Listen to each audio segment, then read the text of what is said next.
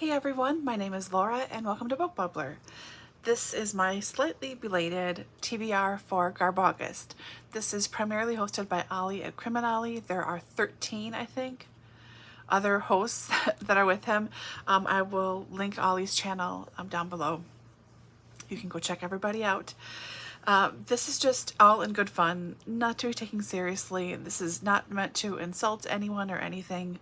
Any authors, anyone who enjoys these books. I mean, it's just supposed to be fun. Reading is supposed to be about enjoyment, and not totally always necessarily, but it's for fun. You do this stuff for fun, right? So this is all in a good spirit here. So for GarbAugust, there's a bingo card, which I'm very excited about, and there's also a themed weekly reading.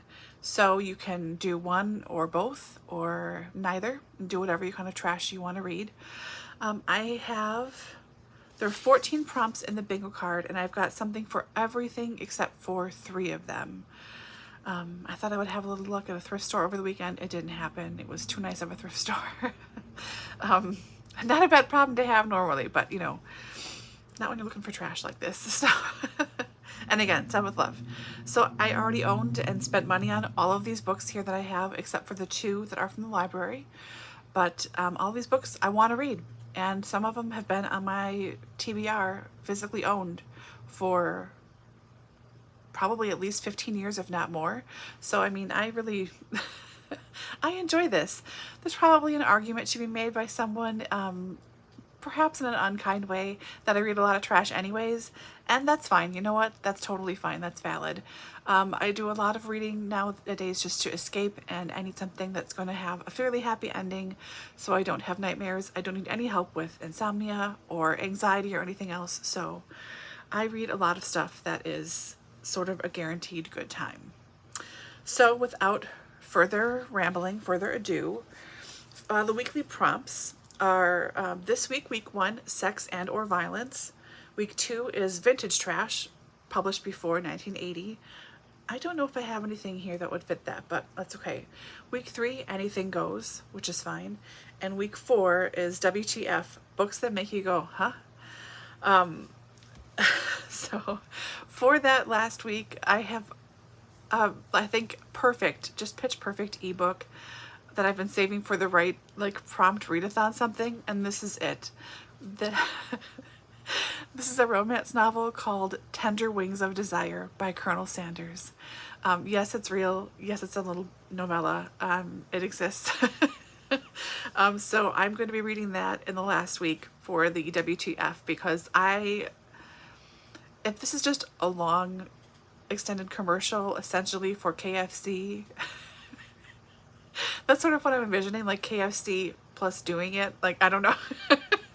So I'm saving that for sure for the last week. Okay, so to get to the actual prompts, prompt 1, published under a pseudonym. There's a lot here I could choose from, and again, I already own all these books. I have paid cash money for them. I've got The Mister by E.L. James. I hauled this earlier this year. I didn't realize that she had written this like one standalone under her pseudonym. Her real name is Erica something Mitchell. I want to say Erica Mitchell. You know her, of course, from 50 Shades of Grey. I have read that whole series, and I have what are they called? Like Freed or something, I don't know. It's the books retold with Christian's point of view. I have those as well.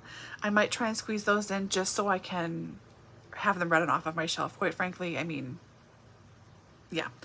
So I'm going to be reading The Mister by E.L. James. This is, again, a standalone set in London in 2019. And life has been easy for him, and this guy Maxim, then he inherits his family's title, wealth, and estates and responsibility. He's not prepared for it. And then there's this woman, of course, with a troubled past who comes into his life. Reticent, beautiful, musically gifted, she's an alluring mystery, and Maxim's longing for her deepens into a passion that he's never experienced and dares not name. This should be fun. Again, these are all fun. Okay, so number 2, a dirty book. I had a lot to choose from, and to be quite honest, of all like the themed reading weeks here, I only really have stuff that's about sex. Let's just be honest.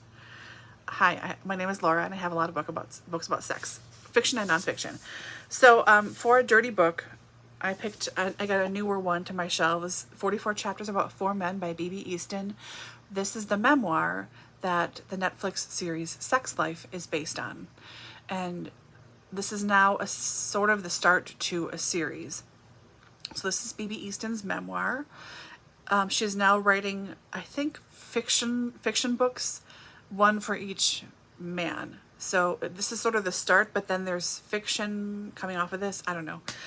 I just have this, and it was very inexpensive when I found it online. So I never watched the series fully either. I just watched 2 episodes and then sort of forgot about it. So this is about a woman reminiscing about her old sex life with her old boyfriends, and her current husband, who she thinks is bland and vanilla, finds it, and it really steps up their sex life, essentially.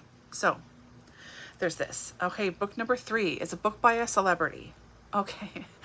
I have always enjoyed a celebrity memoir. I'm not gonna lie. I've always liked them. I have a lot to choose from on my shelves. Just in my British section, like British comedians and actors, I have at least 40, if not 50 or more. They're all in a chunk. I've got a couple out here together. These are not on the official one, but I have Growing Pains by Billie Piper. This is from 2006. I've had this since 2006. And then this one I'm already reading. It's part of a 5-star reading project that I forgot about from a year ago. Oops. But this is On the Edge, My Story by Richard Hammond. If you watch Top Gear or know who Richard Hammond is at all, this deals with his life just before the accident, then the accident that he filmed for Top Gear, and then his recovery afterwards. So I am 60 pages in right now, and I'm just on the day of the accident. So again, already reading this for something else. So I have lots to choose from here. So book by a celebrity, though, I wanted to pick not a British person, as I have fewer by Americans, and I picked Open Book by Jessica Simpson. So this was given to me by one of my friends, Gina. Hey girl, you're not watching this. And I have seen a couple other people talk about this and how good they thought it was, really enjoyed it, including Sean of Past Story Time. So I'm going to get to Jessica Simpson finally this year. Prompt number 4, a book with nudity on the cover. Again, I have lots of nudity on the cover, but this is a book I have had for, I don't even know, when was this published? 2008. I probably had it since 2009. It was recommended by a friend of mine on Library Thing, Richard. And he thought it was tons of gay fun. So I bought it, and I have yet to read it. And this is some nudity, right? So this is My Fair Captain by J.L. Langley, set on political intrigue, murderous mayhem, and sexual hungers is brewing on a planet, Regilence, which this planet is a Regency planet. So this guy, intergalactic Navy Captain Nathaniel Hawkins ran from a past he had no intention of ever reliving. But when his admiral asks him to use his peerage as an earl and the heir to a dukedom to investigate a missing weapons stash, he's forced to do that, as if being undercover on a Regency planet where the young men are supposed to remain pure until marriage isn't bad enough. Nate finds himself attracted to the king's unmarried son. So then this is where this goes. I have just flipped through this several times. This has been on over a dozen TBRs over the years, way before BookTube everything. And this is pretty dirty. Fine with me, but yeah, it's hard. Yeah,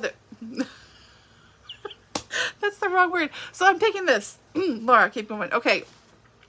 Number 5, a book from a series with over 100 titles published.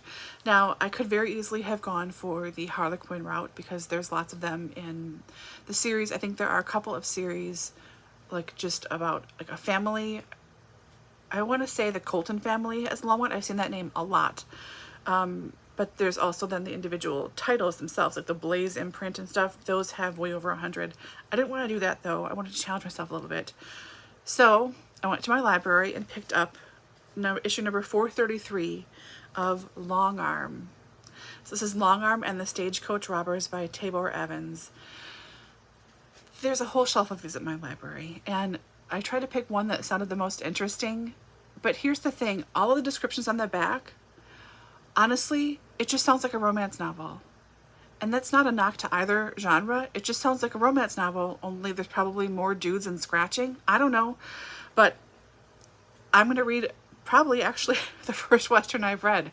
Maybe this is not a great place to start. I don't know. But we'll see. It's not very long, 187 pages. We'll see. So here we go. Okay, number 6, A Men's Adventure. I don't have something for that. I tried looking for it. I don't have it. I might try it again and find something, but we'll see. I'm not too worried. Number 7 is a novelization.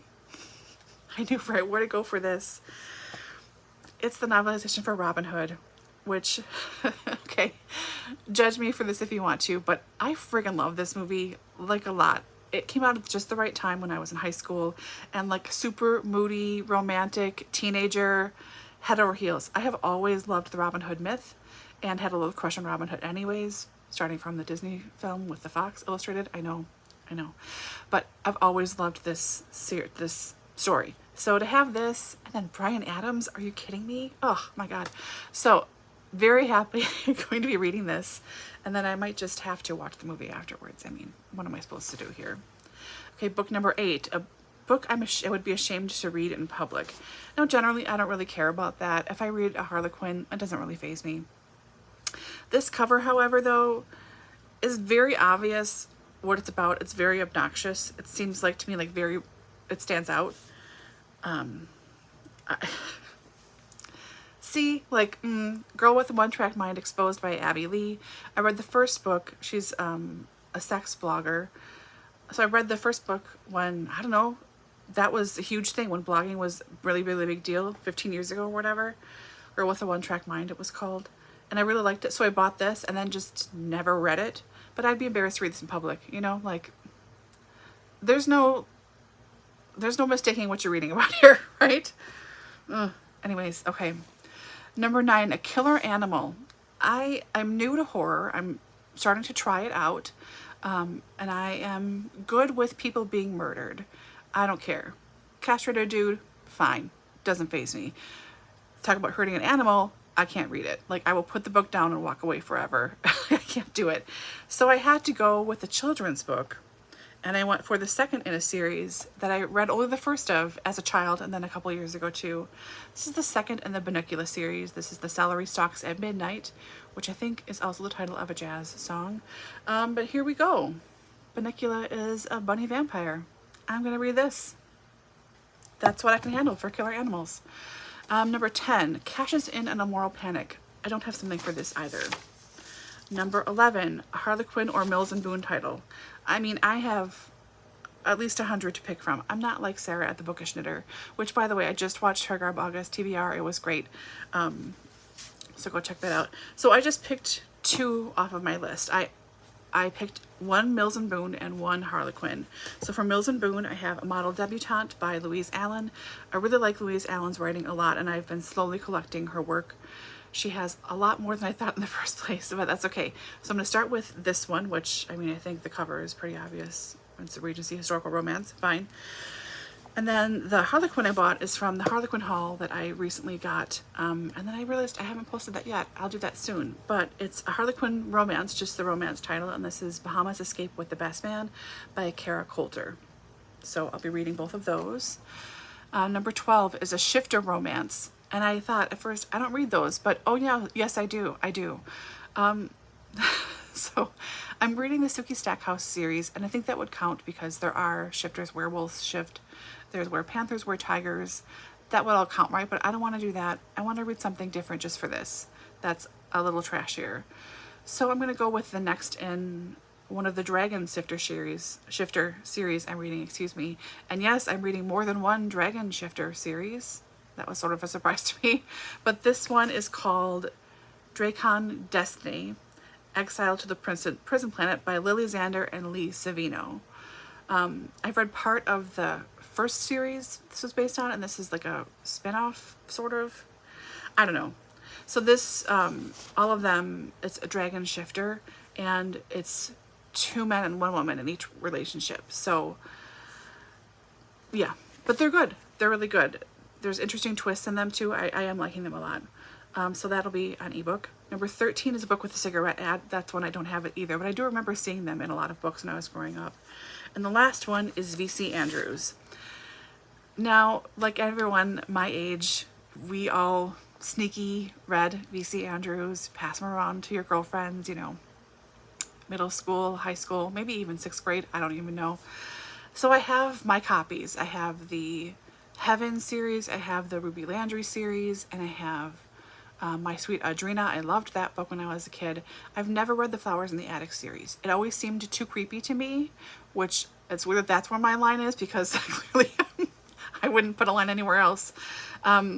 So the one V.C. Andrews book that I own that I have never read, because it's new, it's a newer one. It's a sequel to My Sweet Audrina. My Sweet Audrina was, I think, her only book that was previously just a standalone. So this is called White Fern. This looks terrible. I can't wait to read it. So White Fern is the name of the house that Audrina lived in when she was a kid. Spelling Victorian mansion. So she's an adult now, and she and her father, after her father dies, she and her husband come back to White Fern, and then she starts to have like panic attacks and freaking out about things and like having flashbacks and stuff. So part of me feels like I should read Audrina first, but I'm not going to. I'm just going to jump right in. It can't be that complicated, can it? So that's my official TBR. However, I realized I have a couple other books here that would really be perfect for this. I mean, I can check my e-reader and I'm sure there's lots of trash on there. But I have one book by Jackie Collins that I own called Hollywood Wives. Look at this awesome green foiling. Awesome. This is a British copy. Oh yeah, Pan is a British publisher. I'm trying to see the year this is from. Looks like it's only her 4th book. 1983. This is from 84 though.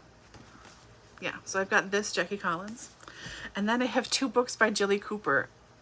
Jilly Cooper, I don't think she's written a book under 600 pages from everything I have seen. So I've got the first 2 in one of her series. So this one, look at this thing.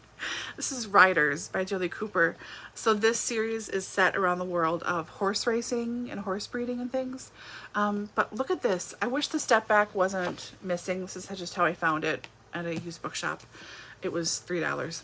So this heifer is 632 pages. Okay, so I've got this, and then I also have the second in that series called Rivals, and this is oh my god, 716 pages. This could stop a billet. This could save your life. Like, so I have many riches to choose from here. Again, this is all in good fun. I already owned all these books except for the 2 from the library. And I am really excited about this readathon, like more than I probably should be to just read trash. But hey, that's all right. So please check out Olly, check out Sarah's TBR. Olly also recently posted a video explaining about why this is not an insult to anyone and like explaining the appeal and the need for trash. So please watch that as well. Anyways, hope you enjoyed this. I look forward to talking about all of these trashy books in wrap-ups, and yeah, see how it goes. All right, talk to you later.